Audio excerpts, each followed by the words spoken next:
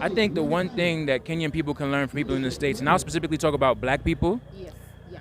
we're not that different. When you see a black person here, there's an assumption that we come from money, and we don't.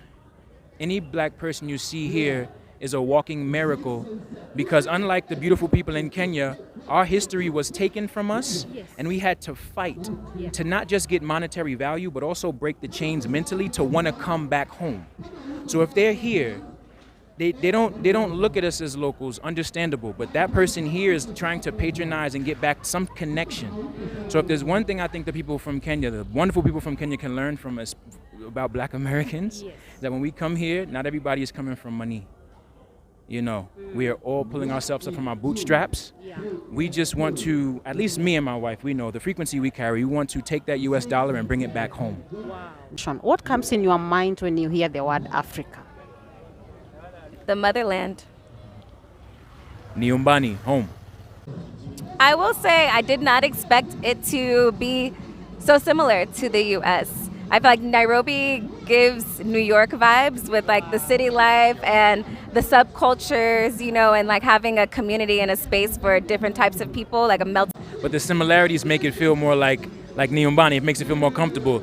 Like the hustle and bustle out here, the I gotta get it culture, the I gotta make it happen culture out here, you feel the hunger, you feed off of it. That magnetic pull I was saying earlier, Nairobi has a magnetic pull that pulls you in and makes you want to go. Hello. How are you? I am doing great. It's a beautiful day. What's your beautiful name? My beautiful name is Crystal. Crystal. Where are you from? Well, I grew up in California in the US, but I'm from Africa. I'm African. Nice to meet you and welcome to Kenya. Asante. Wow, you know Swahili, karibu Kenya. Hello. Mambo. Poa sana, tukuitaje? Poa pia. Kwaje? My name is Hasim Bivens and ninatoka New York. I'm from New York. Karibu Kenya. Asante sana. Kwa ajili juu mnajua Kiswahili kidogo, mulikuja Afrika lini? When did you come to Africa? Well, we just got here 1 month ago. 1 month ago? Mm-hmm. Okay. Which country? To be specific? From the United States. Mulikuja country gani? Tanzania, Kenya? We came to Kenya first. Nice. So what has been your experience in Kenya? We've been loving it. I feel like I feel very welcome here. It's such a beautiful country. Like there's so many, like you get the best of every world. I feel like you get the beautiful coast of Kenya, you get the city life, you get the countryside where you can grow so much food here, and like having the access to like animals that aren't in cages has been really great. Absolutely agree. I think Kenya is a beautiful place to come and even raise a family. We feel very safe here. We look forward to coming back here and patronizing this beautiful country a lot more. And yeah, we're artists. We're looking to connect with the art scene here, and there's space for that as well. Yeah. What's in your mind when you hear the word Africa? The motherland. Nyumbani, home. Kenya ni home. Great. Share with us the food you have tried so far and you have loved. We really love Swahili food and even some Kikuyu food, but chapati, wali na mboga, viazi karai, the creamed spinach, so many. You go. Skuma, chapati, ugali. Yeah, it goes there. We don't eat meat. Sikuli nyama. We're vegan. So even vegans can come here and still have traditional Swahili food and not feel like, oh, everything is all nyama. You know what I mean? It's not all meat here. It's beautiful veggies, you know, it's all the above. Fruits, you know, matunda, it's all the above good here. It's beautiful. Your experience in Zanzibar? My experience in Zanzibar. So Zanzibar has a similar vibe to the coast of Kenya. So I felt very similar to when we were in Diani Beach, but just beautiful, beautiful coastline, very warm and welcoming people, but the Swahili is different. Like the Swahili is very proper there. So yeah, we have to be on our toes with the Swahili. Yes, I will say that Diani is good to get, I guess, that beach feel. You know, it's a beautiful beach. I will say that it's not as developed as the city, so you're going to get an entirely different frequency there. And for the Kenyans that I've met, they always say, like, if I need to get away from the city a little bit, I'm on a 4 or 5 hour train ride and I'm at the beach, so I'm living good, you know. You get the best of both worlds. I would love to know, did you have any culture shock when you came to Nairobi? Since you are from US. I will say I did not expect it to be so similar to the US. I feel like Nairobi gives New York vibes with like the city life and the subcultures, you know, and like having a community and a space for different types of people, like a melting pot. There's so many different cultures here. So I did not expect it to be so similar. I wanted a culture shock, if I'm being honest. I did. I want something different. I lived in the US my whole life, so I was looking for something different, and I didn't expect the city to be similar. Yeah. And It's a beautiful culture shock because, like my wife said, we were looking for that, but the similarities make it feel more like Niombani. It makes it feel more comfortable. Like the hustle and bustle out here, the I gotta get it culture, the I gotta make it happen culture out here, you feel the hunger, you feed off of it. That magnetic pull I was saying earlier, Nairobi has a magnetic pull that pulls you in and makes you want to go get it. Yeah. You know, as opposed to like a Diani where you want to relax and chill and kind of take it easy, pole pole more. Out here, you might see some pole pole, but haraka as well, you know? You know what I'm saying? And it's with respect to the people out here, the young people that want to just keep creating, keep giving. You know, you got the not just Swahili out here, you got the young people talking Shang and creating these new things, you know, these new sounds, you know what I'm saying? So there's that in New York as well with respects to that culture, and then there's that here too. So it's so different and so similar at the same time. Wow. Yeah. What are some of the similarities you have seen on your side between Kenya and maybe the States? and the States, I would say mostly in the city life.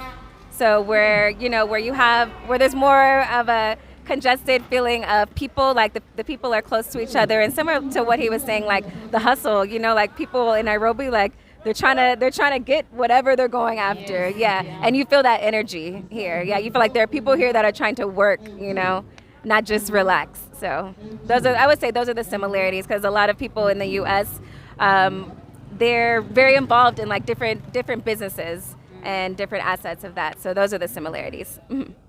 Share with us the countries you are planning to visit after Kenya, African countries. Okay, of course. So after Kenya, we are headed to Dar es Salaam, Tanzania. We're going to celebrate our 3-year anniversary in Zanzibar. Congratulations! Asante sana, asante. Asante. Yeah. Yes, and then we will be heading to Kigali, Rwanda. Yes, and then also to Johannesburg, South Africa. And then it looks like we're going to be making our way back to Kenya after that. So, yes, so you'll see us soon again. Wow. I hope you're going to enjoy your anniversary, and I wish you all the best. And I wish you to live in Kenya. Are you planning to settle down here, or what are your plans? Maybe you can share with us. We're definitely open to looking at real estate here, looking at property. We're looking to have our first child in the next year or two. So we're looking at these places not just on holiday. We both work mtandaoni online.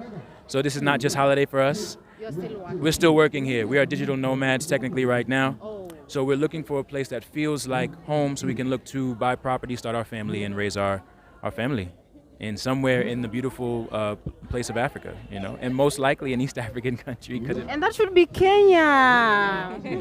Well, we're loving Kenya so far, so we'll see. Yeah. Mm-hmm. Okay, let's learn something about the States. What is one thing that people from Kenya can learn from people from the States? Sorry. Maybe you can share with us. I think the one thing that Kenyan people can learn from people in the States, and I'll specifically talk about black people, Yes. Yeah. we're not that different. When you see a black person here, there's an assumption that we come from money, and we don't. Any black person you see here is a walking miracle, because unlike the beautiful people in Kenya, our history was taken from us, and we had to fight to not just get monetary value, but also break the chains mentally to want to come back home. So if they're here, they don't look at us as locals, understandable, but that person here is trying to patronize and get back some connection. So if there's one thing I think the people from Kenya, the wonderful people from Kenya, can learn from us, about Black Americans is that when we come here, not everybody is coming from money. You know, we are all pulling ourselves up from our bootstraps. We just want to, at least me and my wife, we know the frequency we carry. We want to take that US dollar and bring it back home. Wow. What about you, my dear? I agree. What came to my head is the things that people from the U.S. can learn from Kenyans. Now you go. I'm like, Yes. right. I'm like, so if I can Yeah. segue to a different question. Yeah, it's a vice versa now. Yes. Absolutely. No, I feel like people from the U.S. can learn from Kenyans to not be afraid of keeping tradition. That there's a beautiful thing about keeping tradition and keeping close to your family values. That there's nothing wrong with, with sticking close to that, even when you go after whatever ventures you're going after. But also being more connected to nature. I feel like people in the U.S. are very disconnected from nature, and there's a lot of resources that come with having that access. And so we get overcharged for simple things that, just may happen to grow in someone's backyard here. We get overcharged for simple things. And also I feel like we don't have the mindset to use nature for the things that it can give us. You learn African history or geography in the States? Like Kenyan? No. No. No. Hapana. No. Unfortunately, no. Wow. Yeah, there's Black people come from slavery. That's all they want you to know. That's as deep as it goes. Yeah, you have to really fight to understand, and that's one of the reasons I doubled down earlier about like what can Kenyan people learn about Black Africans. Like Black Americans, we are trying. We are really trying to find some type of sense of self, because I don't look Kikuyu. I might look to some people Muzungu. To me, you are not. You don't look Muzungu. I don't, and I know I'm not, but I have to know that because somebody that looks at me might not, and that's being real. That's just being real. We all have come from colonialism or slavery. We have to break the mental chains in order to know that Dada wangu, Kaka wangu, you're my brother, you're my sister. Yeah. Now that you have learned, you don't. True. Yeah, I feel like in the United States, the Black people in America, we have really created like a sense of unity not depending on what your skin color is. So it's not just like the darker Black people, but it's also like the lighter skinned people, because that's how we're treated in America. We're all one, it doesn't matter what color you are, it doesn't matter how much money you have or how many years you went to school, how successful you are in your business. We're all treated like Black people, which is less than what white people are treated. The way the Western media showcase Africa, it's a bit different the way it is on the ground. Huh? What would you like to tell someone who is back in the States, a Black American person? How is Kenya, how is Tanzania? At least you have visited those two African countries. Is it safe to visit Kenya? Is it generally, how is it? Yeah, that's a big part of why we're here. We feel like Black Americans they're afraid to visit Africa. And it's so sad because this is our original home, but the media has painted a really negative picture of Africa in the media. And so that is all we see, is what we have access to in the news and on the internet. And so, but you have to come here to see its beauty, to be able to receive, the beauty that's here in Africa. Absolutely agree. Africa is a spirit. You have to want to come here. You have to want to contribute. You have to want to humble yourself, learn the culture, learn the language, learn multiple languages, eat the food, touch the people, talk to the people. Even if it gets awkward, break that awkward silence with effort, empathy, and compassion, because we are all one. Literally, we believe in a borderless Africa, and we're gonna start in East Africa with Swahili. That's where we are gonna start. So, we that is our mission. That is What makes you happy? What makes me happy? What makes me happy? I feel like happiness and joy starts with peace first. So I feel like if I can experience peace somewhere, like where I feel safe, where I don't feel like I'm a target, where I don't feel like I'm an outsider, that's peace and freedom. Honestly, those are the things that make me happy. It's very simple. Yeah. The only thing I want to add on to my wife, what she said, 'cause I fully agree, just living within my purpose.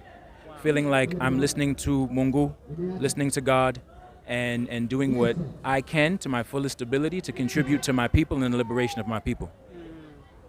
Asanteni sana kwa kuja kwa hii mazungumzo ya leo. Nimeshukuru sana. Mkuwe na wakati mwema Kenya, na watakia kila laheri. Asante.